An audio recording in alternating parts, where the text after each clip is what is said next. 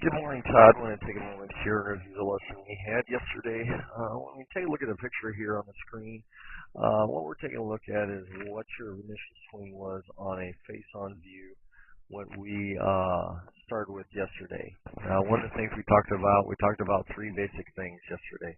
We talked about your stance, we talked about your grip, and then we also talked about your take away and follow through, in a sense, kind of getting a little better transition of weight through the ball from taking the club back to the right hand side and then bringing it back through to the left.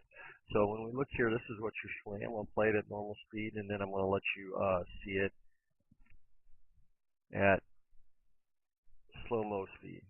Okay, so as I come into play here, you can kind of see as you start to take the club back, you almost start to take the club back with just your right hand.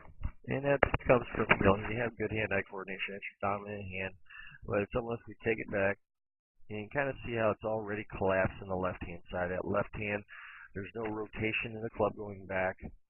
No rotation in your arms or forearm going back. You're turning it with your shoulders to a certain point here. You get up high, and it's almost just like we talked about, almost like a baseball swing then as you come back down through the shot. You can see how you got a lot of weight on this right-hand side still. Not getting that weight through like we effectively should. And then after the fact is when you finally get that weight transferred to from your right-hand side going to your left. Here, you can almost see at this point when you start to see the club's bowing here, that means they're showing some lag, the club's dropping down in position. But then what happens, right about here, you start to see that forward bow in the shaft because there's lack of rotation through the hip area, and that right hand then is starting to hit down at the ball, down and through, and we come through our transition to the top of the swing.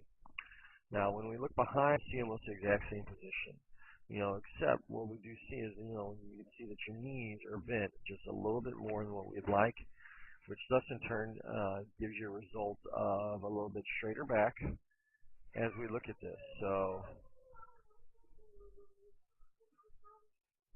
as you can see, your stance is very upright in this position, overly flexed knees, and you can see how the knees in this case are out past your toes. And that just shows a little overflexed position. If I showed you, let's say, Rory McIlroy, in regards or in relation to yours, see is just a big difference between the two. You see right here,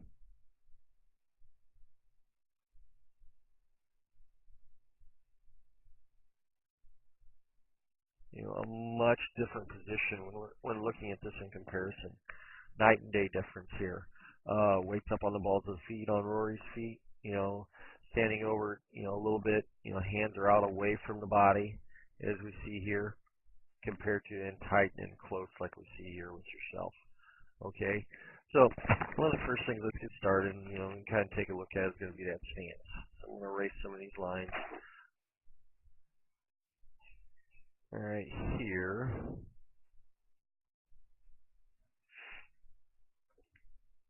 All right, so as we get started, just being able to see the different positions and being able to tell the differences is where I'm wanting you to be able to tell it. Ah, shoot.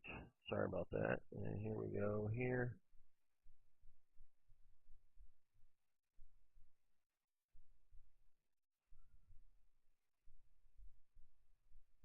There you go there. Here. Here. All right.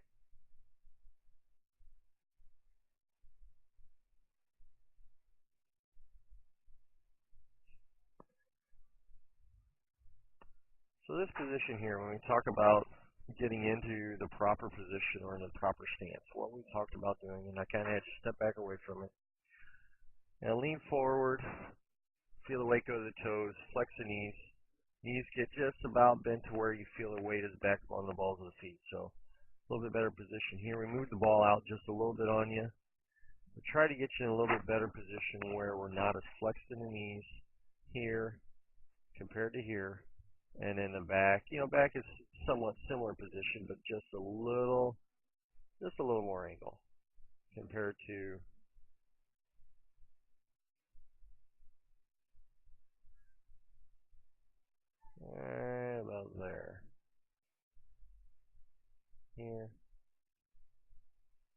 Try to get similar positions.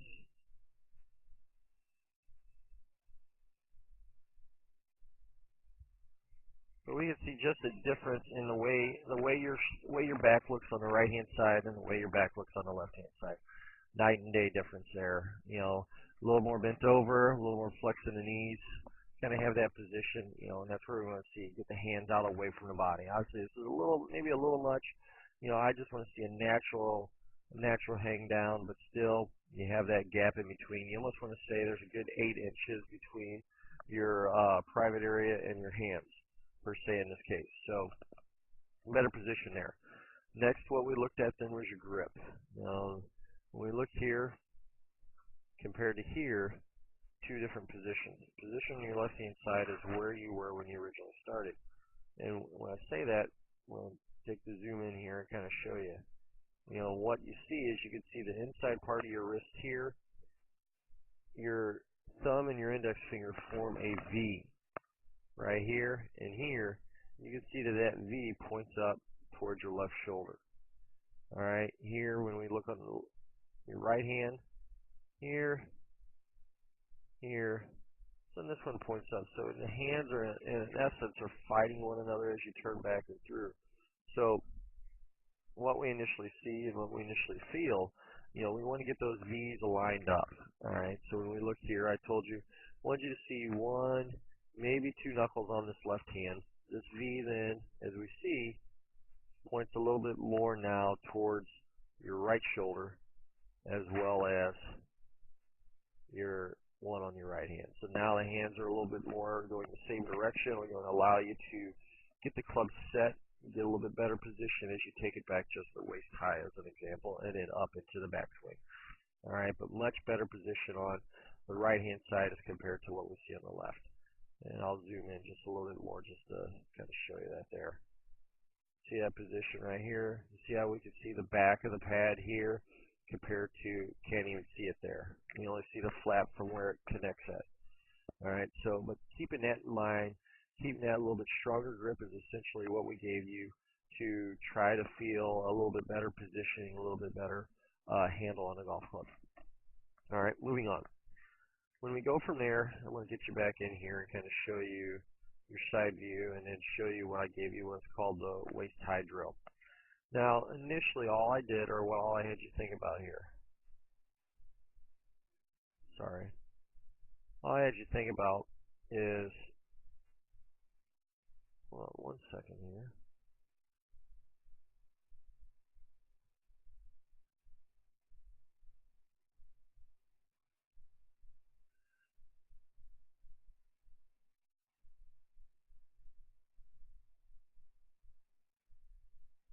All right, here we go. Had to find the right video. Sorry about that.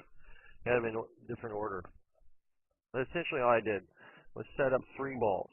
Set up a ball at your right foot, set up a ball at your left foot, actually 4 balls. Set a ball up on the outside of the line, which forms impact, and then I set a ball up out past your position. Now what I want you to do is as you go to push the club back, I want you to at least push this ball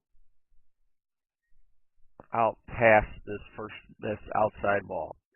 Once you push it past there, then you'll see a difference just in the next two here. You just see a difference in the way you're taking the club back here on the right hand side and where you are on the left.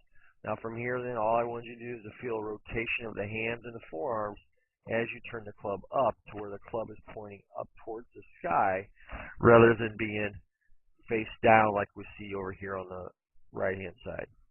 So here on the left you can see how the left hand is rotated through and we see the back of the grip of the glove, not the grip, as compared to here on the right hand side we do not. So then as you come back through, I want you to feel that right elbow kind of come back down towards your side.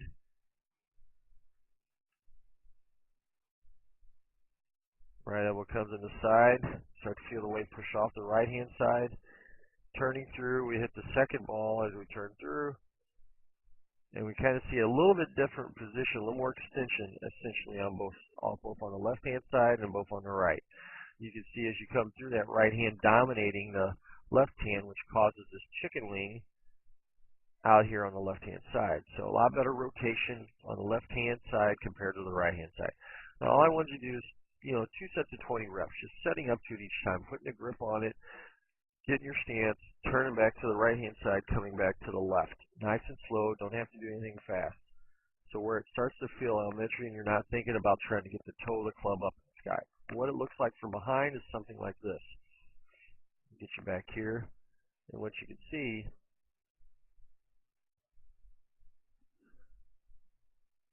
right there is a big difference compared to,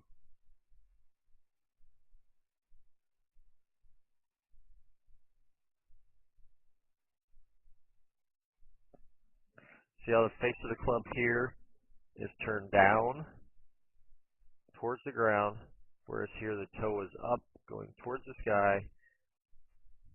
Much better position. If you look at that position on the left-hand side, looks a lot like when we talked about Rory McIlroy. Here,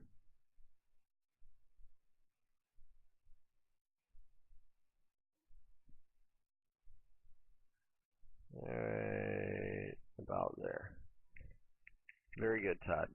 No, so practice is back and forth, nice and slow. When you go out to play, just feel that natural rotation. So you feel that rotation going back, then swing normal. We'll start talking about the top of the golf swing and getting a little better transition next time, but trying to get you, a little bit more consistent. So if you have any questions, by all means, Todd, give me a call, 314-724-6539, or shoot me an email at michaelwyattgolf@gmail.com.